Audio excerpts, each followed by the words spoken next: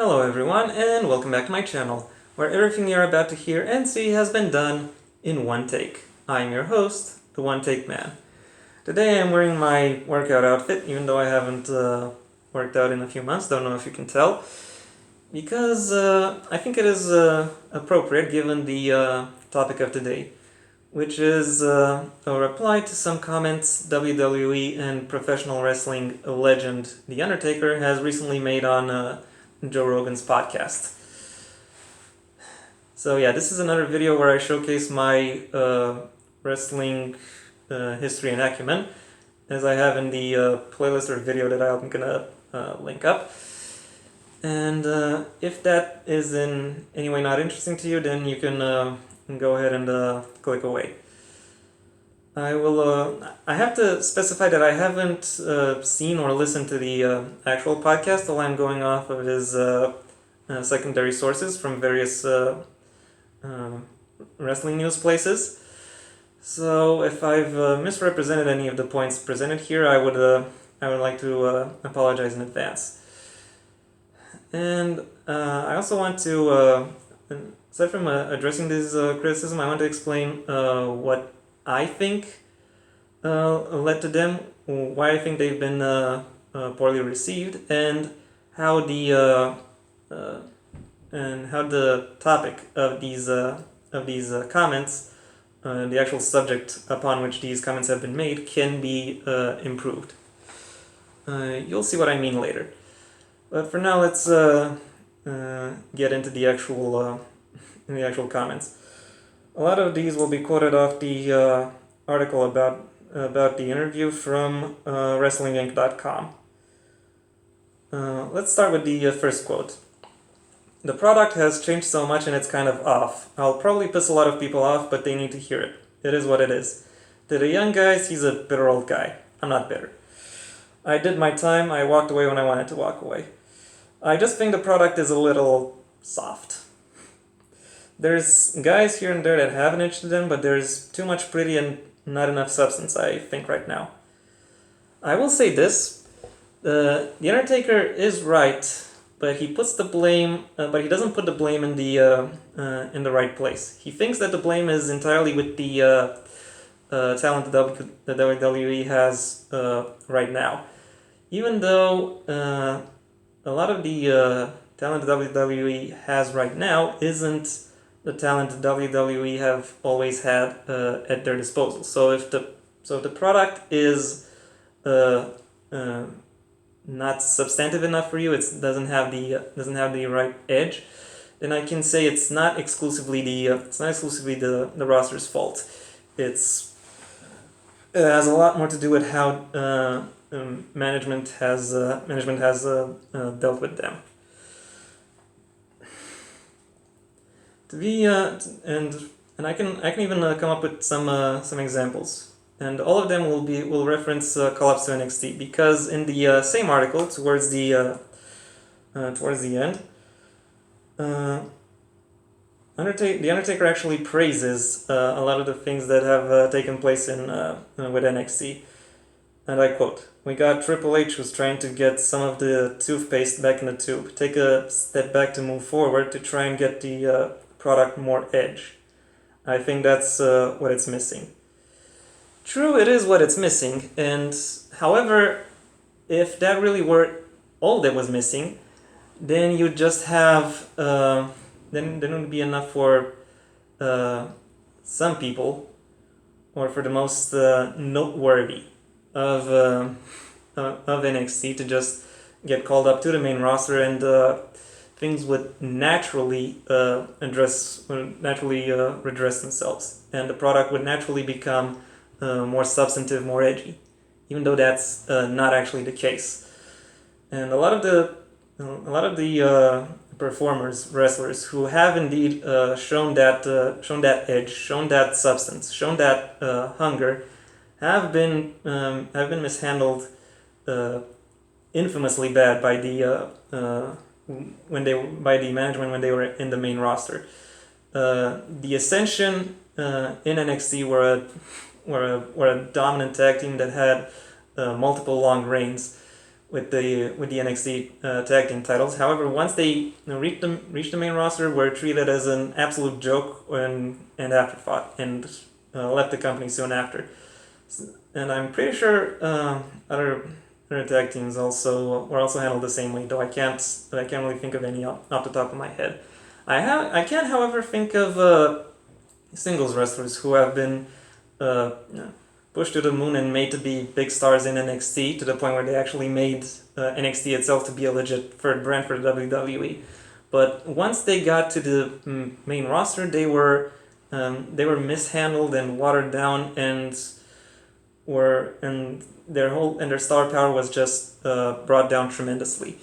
Think about Neville, think about Sami Zayn, think about Kevin Owens, think about Finn Balor, those guys, and even Austin Aries, who had a whole slew of great matches within the NXT main event, and really made that division, really made NXT really made the NXT grow, and turned it from a developmental brand to the legit third brand that would stand on the same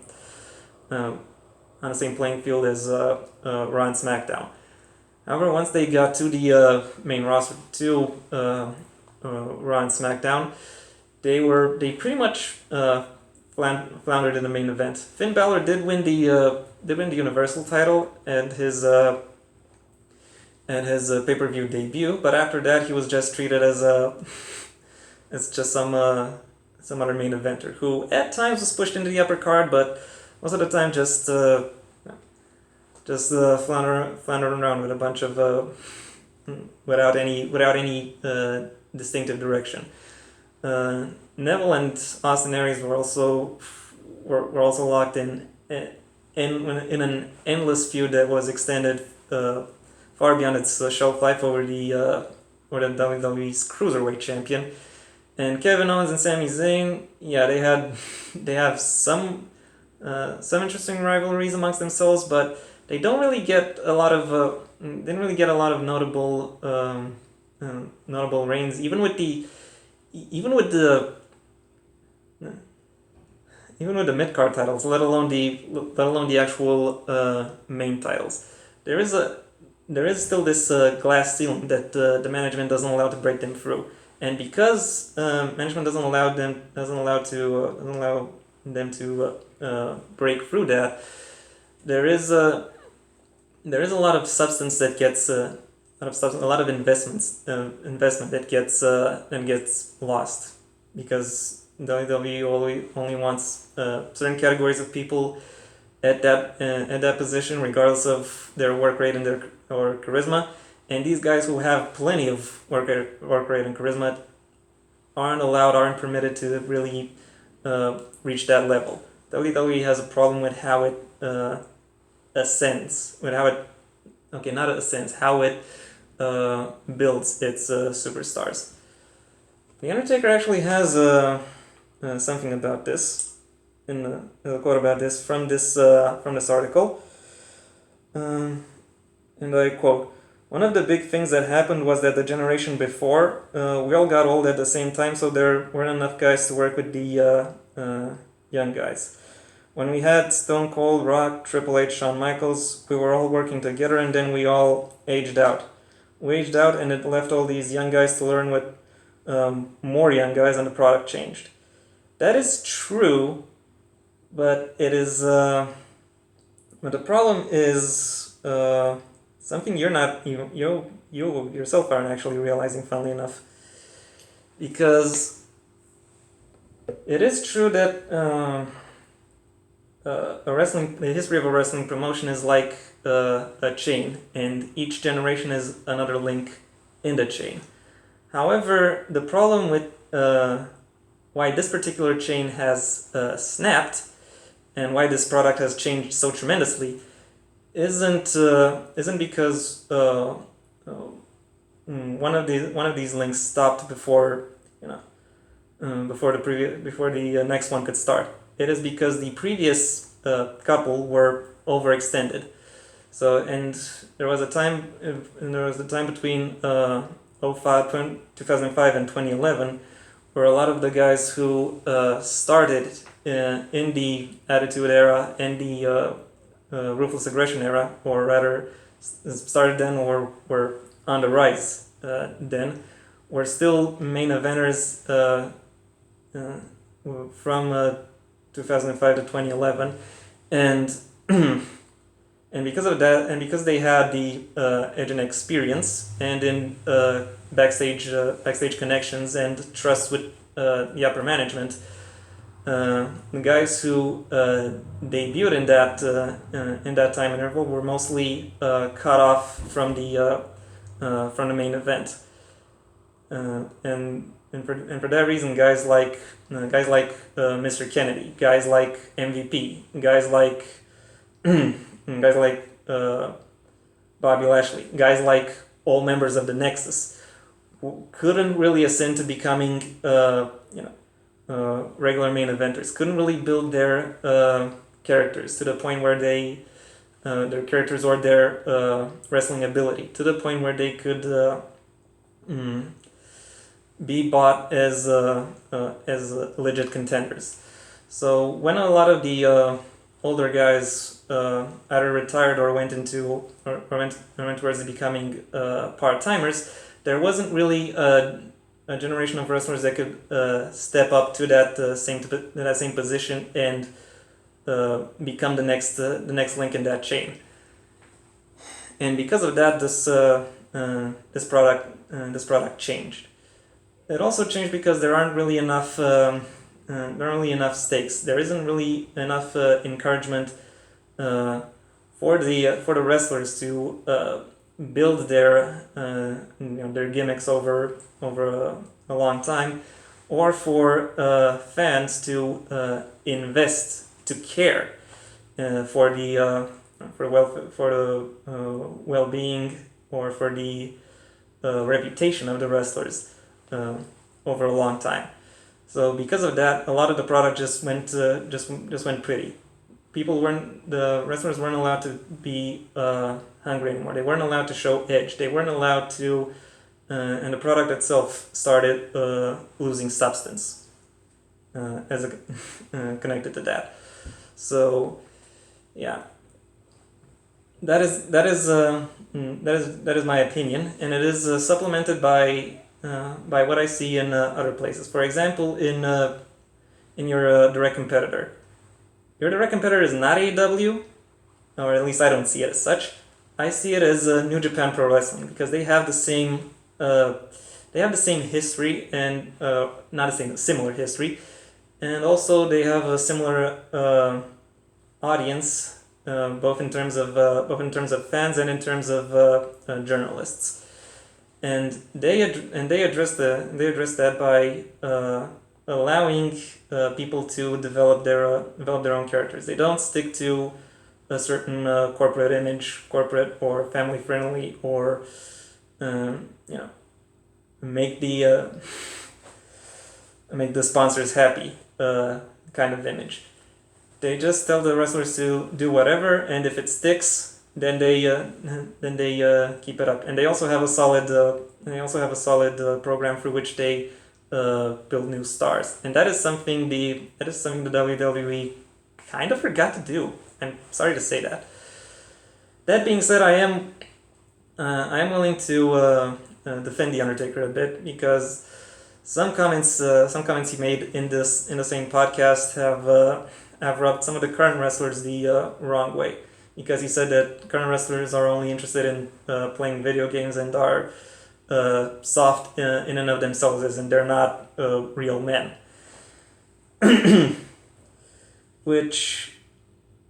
To which I have to say, even the people who you think are real men have only taken on that image because they were supposed to, because of the way that the relationship between fans and wrestlers worked at that time, and you can't really replicate that right now, because fans have more than just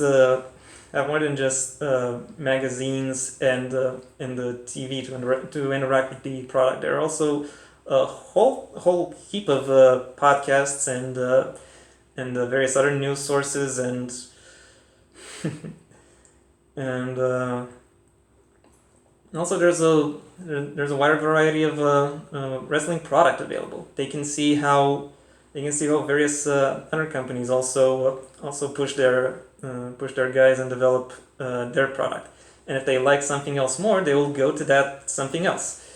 And the WWE right now is not really encouraged to do anything to change that, because it has enough of an income through the monetized nostalgia it gets from the WWE network, and from the deals it has with TV, that says that as long as it doesn't do anything too stupid, it can just stay on their network and gain money that way.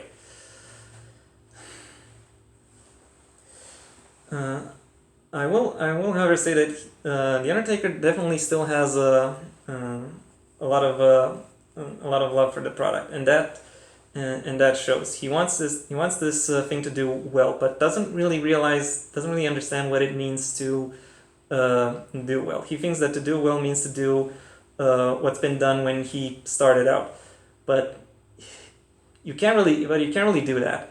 The genie is out of the bottle. Kayfabe is dead, and you have to adjust to that and bring up a better, more proficient social media presence. That doesn't just mean larger, as in have more people on it, but also you should also know how to use that. The best example I can think of is MJF, who is pretty much in character even on social media, and manages to create a very unique persona that way. And that is something WWE doesn't exactly encourage, because, well, like I said, it can't show substance. It has to be family friendly. It has to be sponsor friendly.